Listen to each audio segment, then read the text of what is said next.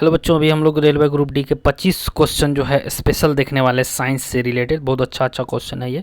जिस तरह से पहला क्वेश्चन है कि निम्नलिखित में से किस विद्युत चुंबक की तरंग दैर्घ्य सबसे कम होती है। तो आप लोग को इसका आंसर पता होना चाहिए। इसका हो जाएगा आंसर डी नंबर। गामा किरणें का जो होता है तरंग दैर्घ्य क्या होता है, सबसे कम होता है। गामा किरणें का तरंग दैर्घ्य सबसे कम होता है। दूसरा क्वेश्चन पे हम लोग चलते हैं। दूसरा क्वेश्चन है, जब एक चालक में धारा बढ़ती है तो लेंज के नियम बताता है कि स्वप्रेरित वोल्टता जो है वो क्या होगा। लेंज के नियम के अकॉर्डिंग स्वप्रेरित वोल्टता क्या होगा।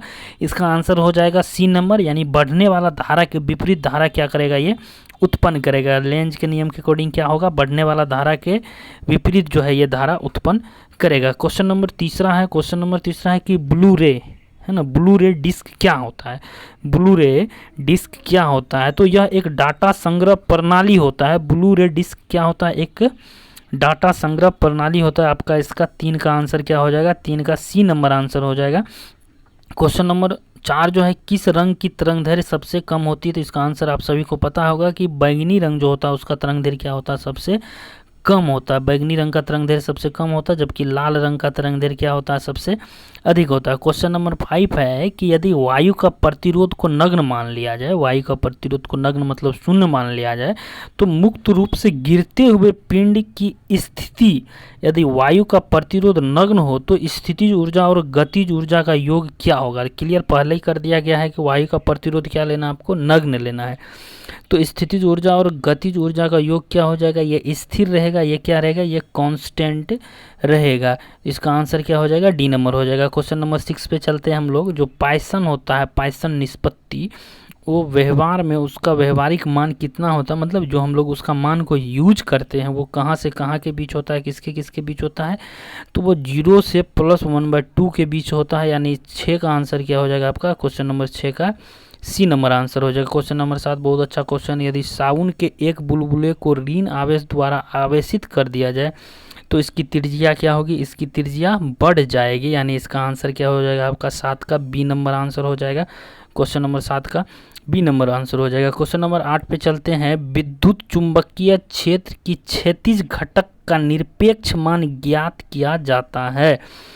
जो विद्युत चुंबकीय क्षेत्र होता है उसके क्षैतिज घटक का निरपेक्ष मान किस विधि से ज्ञात किया जाता है, तो विक्षेप और दोलन चुंबकीय मापी विधि द्वारा ज्ञात किया जाता है। यानी 8 का आंसर क्या हो जाएगा आपका सी नंबर आंसर हो जाएगा। 8 का सी नंबर आंसर हो जाएगा। क्वेश्चन नंबर 9, ये न्यूमेरिकल्स टाइप्स क्वेश्चन है कि 1000 माइक्रोकूलम आवेश के कारण निर्वात में 9 मीटर दूरी पर स्थित किसी बिंदु पर विभव की तीव्रता क्या होगी। इसको जब आप सॉल्व कीजिएगा तो इसका आंसर क्या आएगा, इसका आंसर ए नंबर आएगा। 1/9 × 10⁻6 वोल्ट पर मीटर आएगा। क्वेश्चन नंबर 10 देखिए, सरल आवर्त गति कर रहे एक कण की स्थिति मध्य स्थित से x दूरी पर स्थितिज ऊर्जा समानुपाती होता है।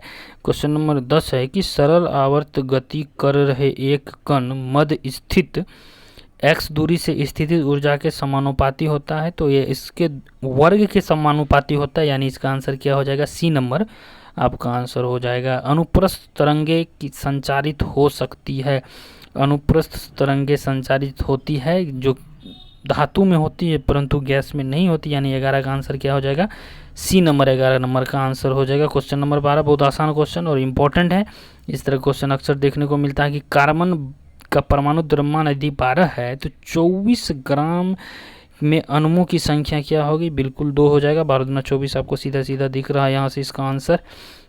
क्वेश्चन नंबर 13 पे चलते हैं हम लोग। निम्नलिखित में से कौन सा पदार्थ गैस्ट्रिक अम्ल के संघटक के रूप में पेट में स्रावित नहीं होता है, तो बिल्कुल इसका आंसर बी नंबर होगा, क्योंकि सल्फ्यूरिक एसिड जो होता है हम लोग का पेट में स्रावित नहीं होता। आगे चलते हैं हम लोग 14 नंबर क्वेश्चन को देखेंगे।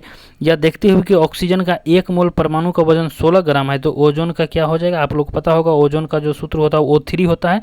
तो अगर 1 मोल परमाणु 16 ग्राम है तो O3 में क्या हो जाएगा, 16×48, यानी इसका बी नंबर आंसर हो जाएगा। 14 का आंसर बी नंबर हो जाएगा। क्वेश्चन नंबर 15 बहुत आसान क्वेश्चन और इम्पोर्टेंट है।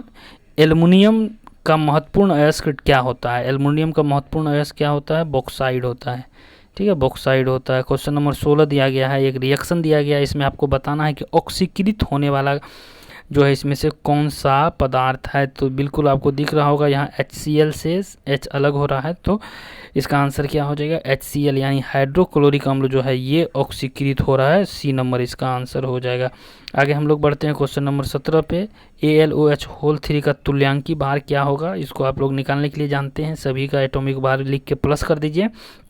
तो इसका तुल्यांकी भार अगर आप निकालेंगे तो कितना आएगा, ये 26 आएगा, यानी B नंबर आंसर हो जाएगा 17 का।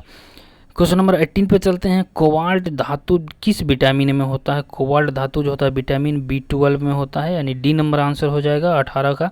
क्वेश्चन नंबर हम लोग 19 पे चलेंगे। सिट्रिक अम्ल, सिट्रिक अम्ल का फॉर्मूला याद रख लिए C6H8O7 मुख्य रूप से किस में होता है। बहुत आसान क्वेश्चन है और इम्पोर्टेंट है। इसका आंसर क्या हो जाएगा, D नंबर हो जाएगा। नींबू में जो होता है सिट्रिक अम्ल पाया जाता है। Question number 20। विज्ञान की वह शाखा जो जीवन या पृथ्वी से परे मौजूद जीवन के संभावनाओं से संबंधित होता है उसे क्या कहते हैं, यानी जो पृथ्वी से परे होता है उसकी जो शाखाएं होती है उसको क्या कहते हैं, एक्सोबायोलॉजी कहा जाता है। क्या कहा जाता है, एक्सोबायोलॉजी। B नंबर आंसर होगा 20 का। क्वेश्चन नंबर 21 पे आते हैं। रक्त का इनमें से कौन सा घटक ऑक्सीजन का परिवहन करता है। बहुत इंपॉर्टेंट क्वेश्चन है ये। RBC जो है रक्त में ऑक्सीजन का परिवहन करता है, यानी D नंबर आंसर हो जाएगा। A, B और O ग्रुप प्रणाली का आविष्कार किसने किया, यानी ब्लड ग्रुप जो होता है A, B और O, इन तीनों प्रणाली का खोज किसने किया, कौन, लैंडस्टीनर ने किया। आप लोगों को पता होगा ऐसे 4 ब्लड ग्रुप होता है, एक A, B, O और एक होता है AB। क्लियर है। तो इनमें से ये 3 जो है इसका खोज किसने किया, कार्ल लैंडस्टीनर ने किया, यानी 22 का आंसर C नंबर हो जाएगा। क्वेश्चन नंबर 23 पे चलते हैं हम लोग कि भ्रूण एक विशेष तंतु की सहायता से मां के रक्त से पोषण प्राप्त करता है, उस तंतु को क्या कहा जाता है। तो भ्रूण जो होता है गर्भाशय में जब होता है कि मां के रक्त से जो वो पोषण प्राप्त करता है जिस तंतु के माध्यम से, उसको हम लोग नाल कहते हैं या डिम कहते हैं, नाल कहते हैं या डिम कहते हैं। देखे होंगे जब बच्चा पैदा होता है तो उसको जो काट दिया जाता है। ठीक है। क्वेश्चन नंबर 24 पे चलते हैं। हेप्टिस क्या है। क्वेश्चन नंबर 24 है हेप्टिस। हेप्टिस एक अपूर्ण प्रतिजन है, यह एक अपूर्ण प्रतिजन है। क्वेश्चन नंबर 25 है। निम्नलिखित में से किस कशेरुकी में बाह्य कंकाल नहीं होता, मतलब बाहर से कोई अंग नहीं होता है। तो एम्फीबियन जो होता है, उभयचर जो होता है उसमें नहीं होता, तो यानी 25 का आंसर आपका क्या होने वाला है, 25 का A आंसर होने वाला है। तो इस तरह से हम लोग 25 क्वेश्चन देखें, फिर आगे सेट में भी 25 क्वेश्चन करेंगे और ये कंटिन्यू सीरीज चलता ही रहेगा। ठीक है।